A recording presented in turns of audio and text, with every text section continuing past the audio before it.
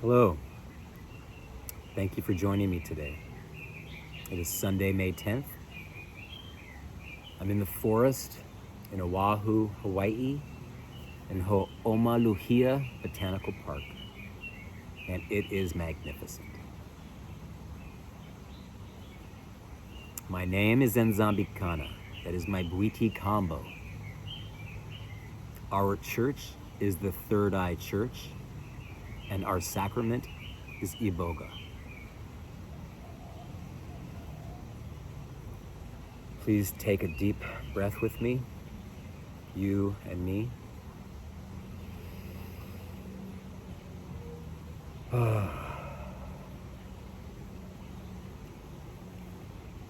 Today, I'd like to talk to you about the Third Eye Church and what it is and what it means to me. The third eye, as you might have guessed, is the pineal gland. It looks like a pine cone in our forehead. I'll be right about here. We've known about this for a long time, tens of thousands of years, easily. And many civilizations across the world have had relationships with the third eye. We see it on our dollar bills today. The Egyptians did massive amounts of work with the third eye, and so have many other civilizations. The Mayans, Aztecs, you name it, South America, Asia. The world is amazing. I myself can relate to omnism. In case you're not familiar, omnism is a practice or a religion where I believe that there is truth in many parts of other religions. That doesn't mean I know them well. It doesn't mean that I agree with everything, but I find truth because I believe there is a higher power, and I don't know what it is, and I hope to someday find out. But many things can activate our third eye.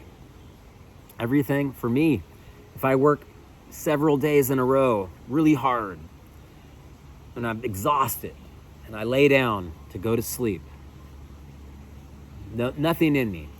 I close my eyes, and I see a show. I see spinning things. I see colors. It goes crazy. And that's just me.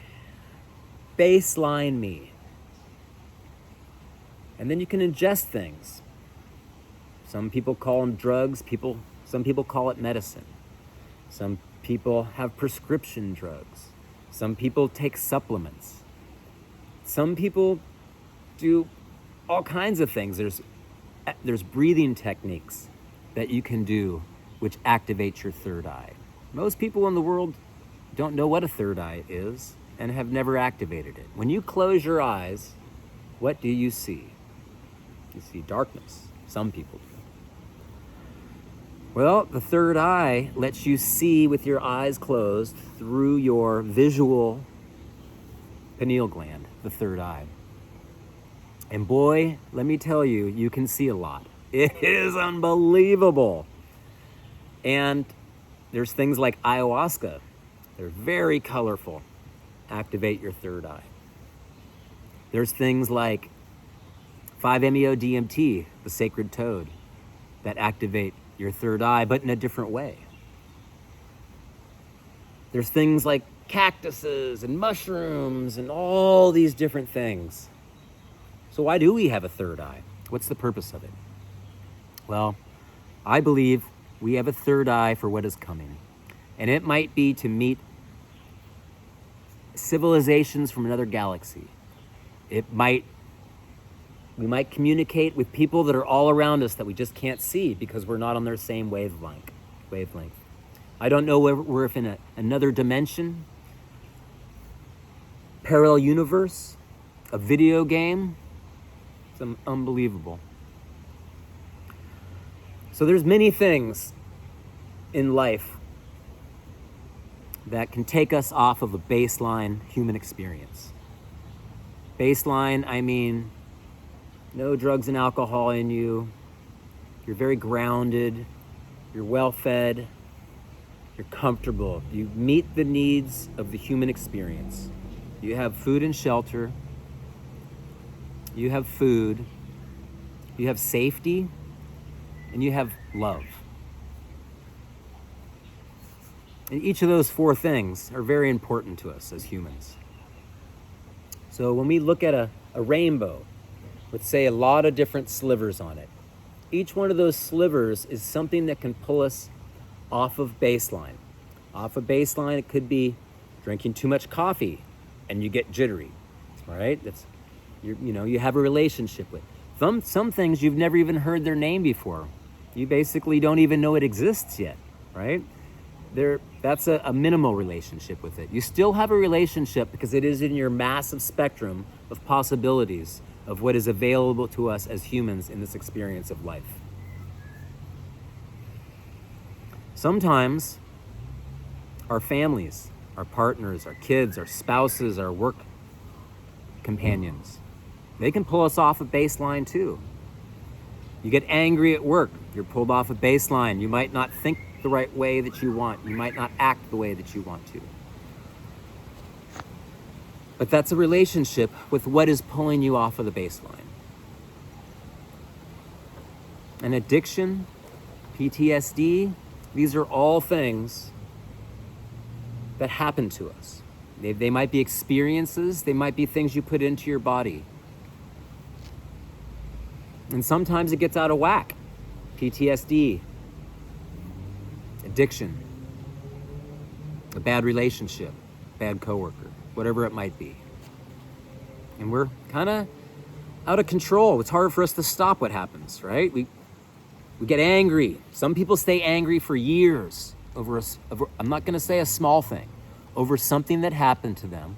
Some people have an addiction. It started as one pill when they wrecked their car and had a replaced knee. It came into a full-blown, hardcore opioid addiction, maybe doing fentanyl, maybe doing heroin, maybe doing gas station heroin, whatever it is. They're pulled off a baseline.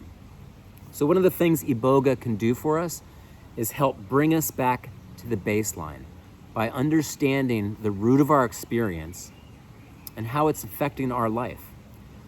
Because our life is unbelievably magnificent, beautiful, outstanding.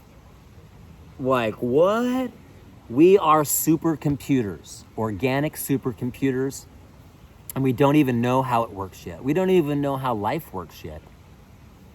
Think of all the advances we've had in the last several hundred years as compared to the thousands and thousands and thousands of years that humans have been having human experiences, excuse me, on this earth.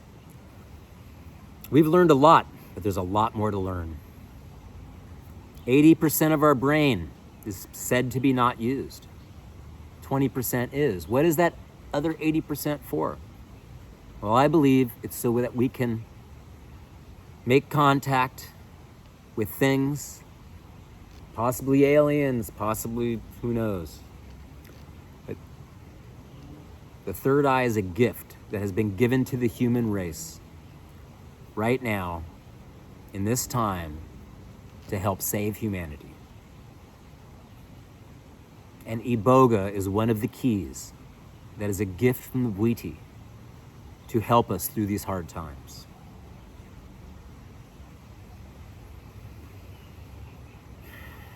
Iboga can be very strict. Iboga can be a healer. We're learning more about it all the time. In the news lately, the United States, and soon to follow many other parts of the world, are going to be doing serious research on what the Iboga experience can potentially do for us. Well, the Bwiti already know what it can do, and they've evolved over thousands and thousands of years to work with Iboga, to cherish its gifts, and to hold it for us right now. I've had several experiences with Iboga where I've been healed. Everything I couldn't reach behind my back after an Iboga experience, everything was fine. The very next day. Unbelievable.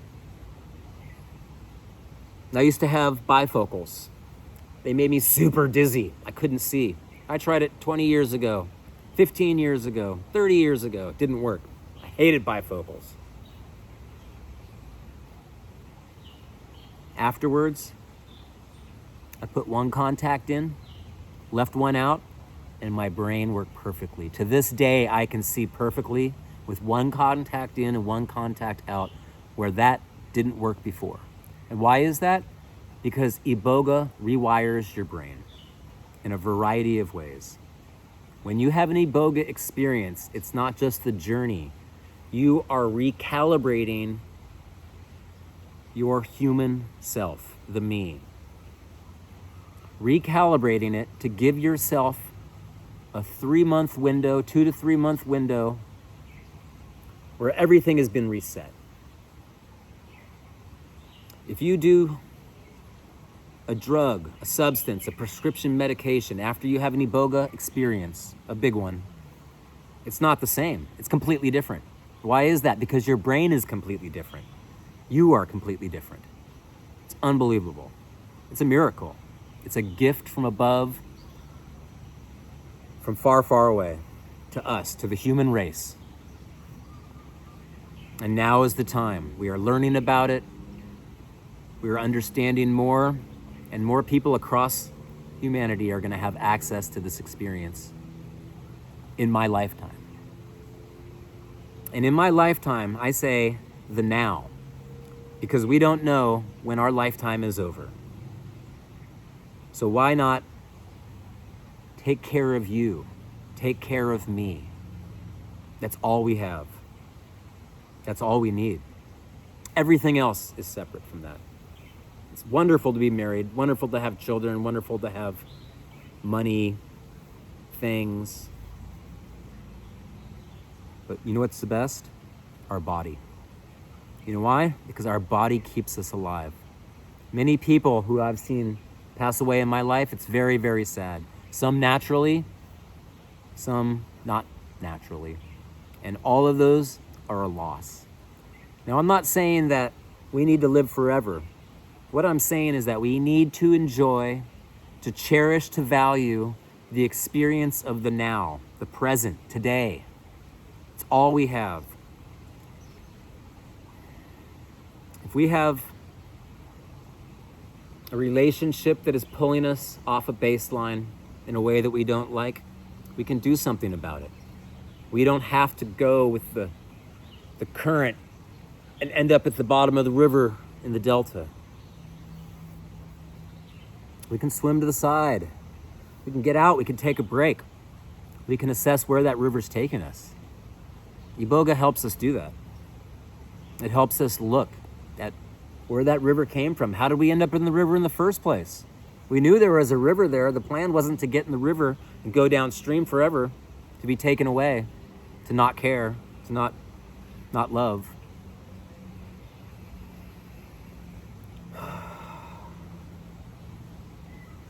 Iboga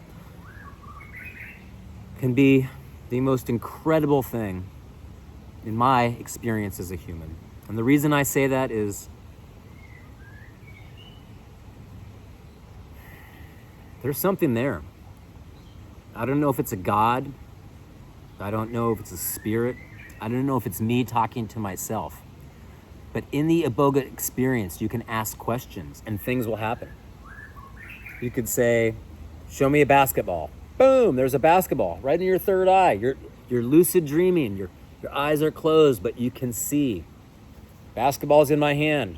Oh, there's my hand. Show me my dad at 16 years old. Boom, solid wall closes. Boom. What happened? Iboga was protecting me. Protecting me because Iboga will not hurt you. Iboga loves you. But Iboga is a very stern teacher and will teach you many lessons. They say Iboga, your relationship with Iboga starts when you first find out about it. You've always had the relationship with Iboga. Remember the spectrum. You hear about it. I heard about Iboga a long time ago. Before I ever heard about Iboga, I heard from Iboga. I was in Rarotonga, and I heard the drums of Rarotonga.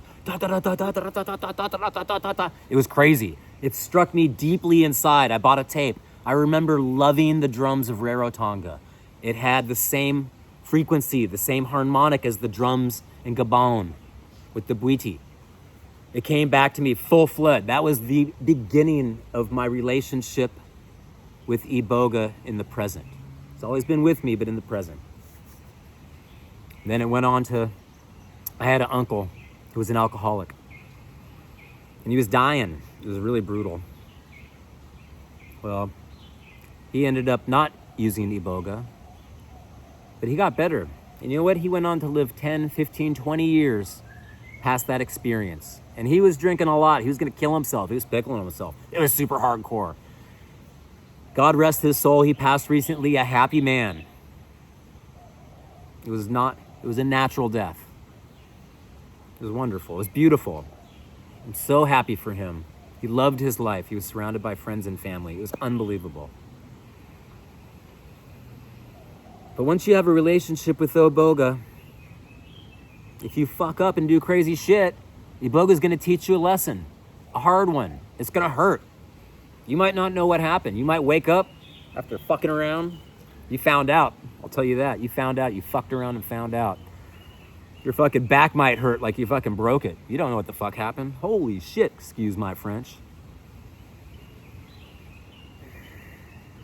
You might have things go wrong in your life. You might be off track. You might be, your frequency's slipping. There's no words for it.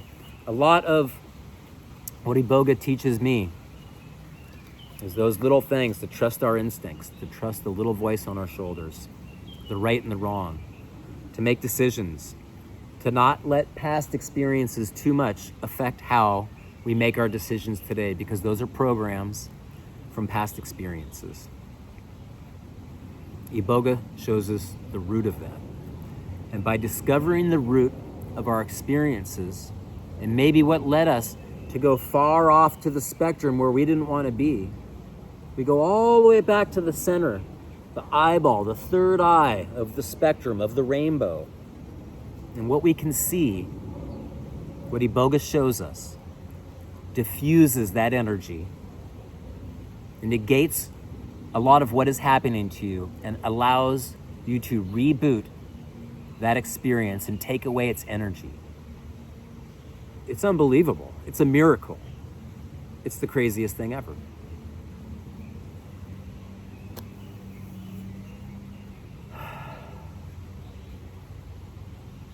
For me, the Iboga experience, physical experience, is my eyes are closed and I see stars. Sometimes it's like being underwater, there's a shimmer. A lot of times I see stars coming at me like Star Wars. And far off in the distance, you might see a blurry thing way, way far away. And it comes at you. Boom, it stops right there. It's a picture.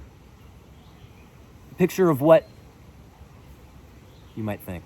You know what I saw? I saw a picture of a box. I was in a box. It turned out it was a crib. It was an old picture. It was missing data. It looked like a bad Polaroid. It was unbelievable.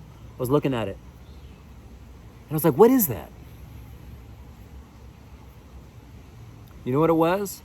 It was my dad. It was my dad in a Navy hat. The first time he ever laid eyes on me when I was in a crib. Guaranteed, I know for a fact. And I'll tell you what, I don't remember a lot of things. Over my life, I've had a lot of traveling memory loss. In high school, I remembered having experiences when I was young. In college, I remember in high school, I remembered those experiences.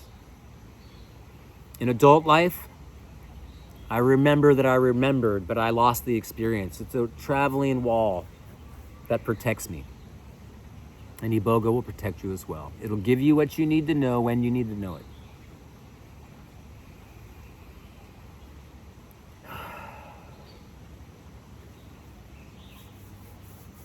It's you and me on this journey. and I'm proud to be here with you. Thank you very much for joining me today.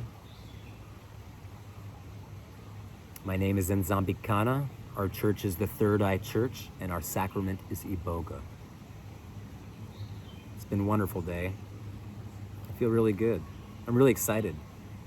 I'm really hopeful. I'm very proud. A lot of things are going very well. It's a gift. Life is a gift. This experience is a gift. Treat every day like you want it to be something you're proud of, that you love yourself. Do the easy things. Try and eat well. Be nice to people.